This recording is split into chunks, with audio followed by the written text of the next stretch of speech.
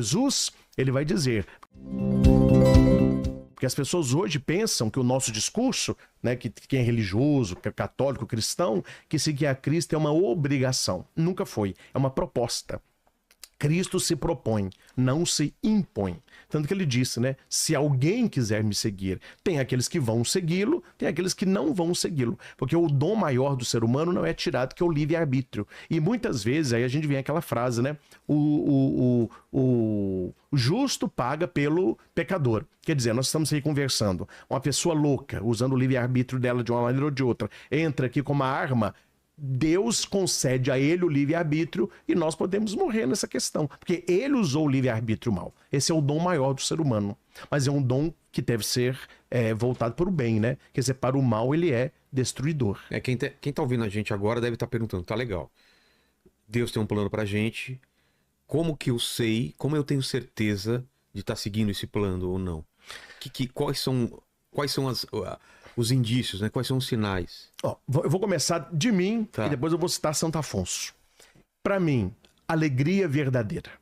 Para mim não há outro caminho. Se você está sentindo uma alegria genuína, verdadeira, você não está fazendo mal para ninguém, você não está contrariando a palavra de Deus, aí está a vontade de Deus, né? Se você quer ver o tanto que alguém tem o Espírito Santo, veja o tanto que ela é uma pessoa feliz com a vida. Ela é feliz, ela faz os outros felizes, né? E outra, as coisas começam a dar certo para essa pessoa. Você vê que Deus ali, ele tem o seu plano para acontecer.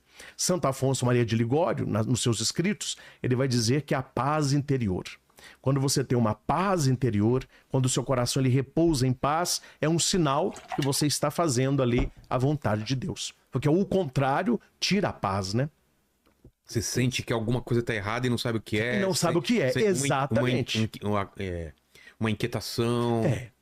Eu tenho um exemplo que muita gente pode estar agora com esse vazio, né? Com essa fala, pô, mas eu tô trabalhando no que eu gosto, ou eu tô fazendo tal coisa, mas tem alguma coisa errada. Ela deve sentir alguma coisa, não tá no lugar, né? A pessoa ela tem que procurar, Vilela, eu acho que uma coisa importante é o sentido. Que o ser humano hoje perdeu muito o sentido.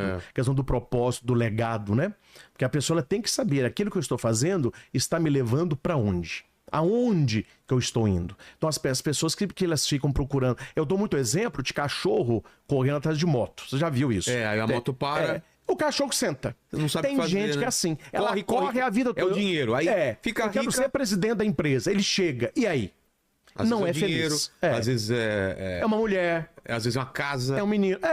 E ele vai conquistando, e ele continua o vazio interior. Quer dizer, ele não descobriu o propósito dele, a missão dele, né? Eu acredito que a missão nossa, esse propósito, a gente só encontra em Deus. É ele que vai direcionando as coisas e vai dando sentido às coisas, né? E o que você podia falar pro pessoal que tá em casa procurando isso, né? Que tá se sentindo mal, tá se sentindo sozinho, tá se sentindo vazio. O que você fala para essa pessoa agora? Pois é. O passo inicial é a pessoa reconhecer que ela precisa de algo que está fora dela. Ela não é autossuficiente. Ela não é autossuficiente. Nós precisamos de Deus. E esse eu trouxe... Eu posso dar umas coisas que eu trouxe? Claro. Eu até marquei umas coisas interessantes. Eu até assisti... Esse terço aqui, olha. Esse é o meu terço de devoção. Olha que bonito. Aqui, bonito, né? Tá pegando aqui, né? Eu até assisti um pouquinho, eu falei que eu não consegui assistir toda, mas a live do Frei Gilson, sim, que como ele é religioso, pra gente não repetir a mesma coisa, exato, né? Então a gente pegou uma outra linha aqui. Mas você conheceu muitos textos bíblicos que eu li, maravilhosos. Eu gosto muito do Catecismo da Igreja, e durante alguns anos eu fui professor dos seminaristas de catecismo. Então, para mim é uma riqueza muito grande. E no parágrafo 27, tem uma coisa que muita gente ainda não entendeu. A pessoa, ela acha que quando você disse, o que o senhor tem a dizer para quem está perdido? Não é ela que tem que procurar, ela tem que se deixar achar. Porque a religião cristã é a única religião no mundo que Deus nos busca. Todas as outras, o ser humano está buscando a Deus. Por isso a palavra religião, religar. Eles estão procurando essa ligação que foi quebrada com Adão e Eva. Então eles tentam... O pecado original. O pecado original.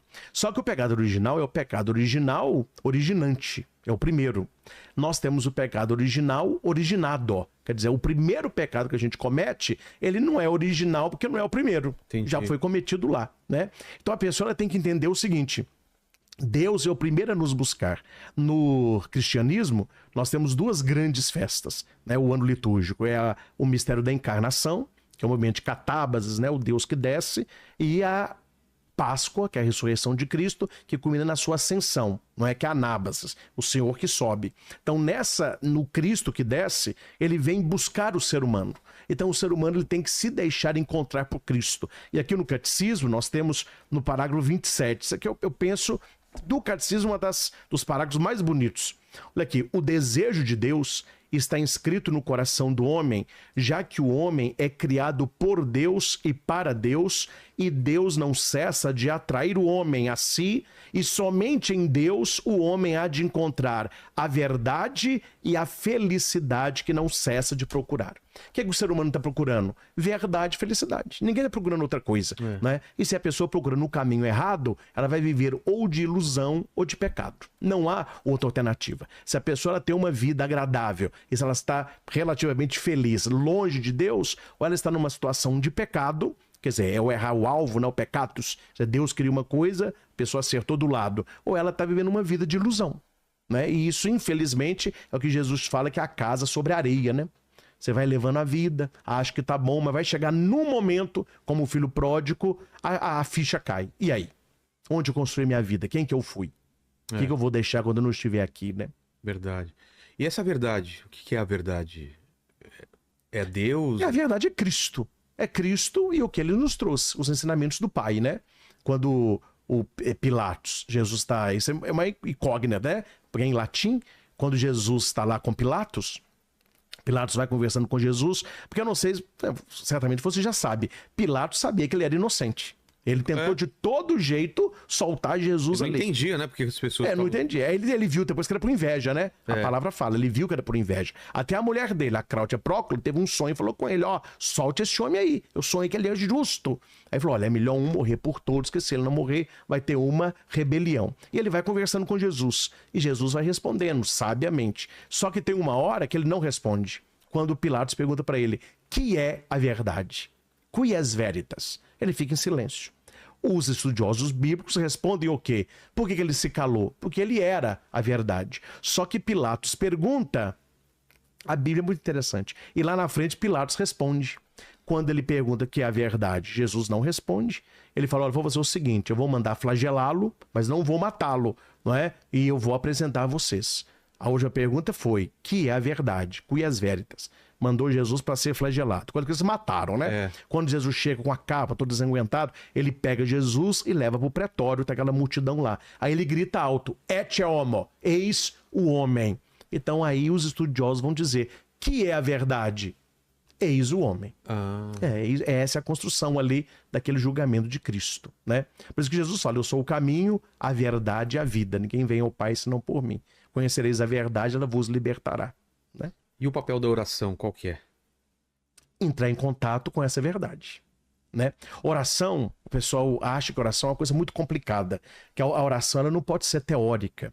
A primeira coisa que a gente tem que entender que nós não acreditamos numa teoria. Isso aí todo cristão, e quem não é cristão e deseja ser católico, ele precisa entender que nós acreditamos numa pessoa. E essa pessoa, ela revela-nos o plano do Pai para nós. Jesus Cristo é o próprio Deus, é o Emanuel, é a segunda pessoa da Trindade. Então, quando eu entro em contato com Jesus Cristo, eu entendo a minha essência. E como é que eu entro em contato com Jesus? Pela oração.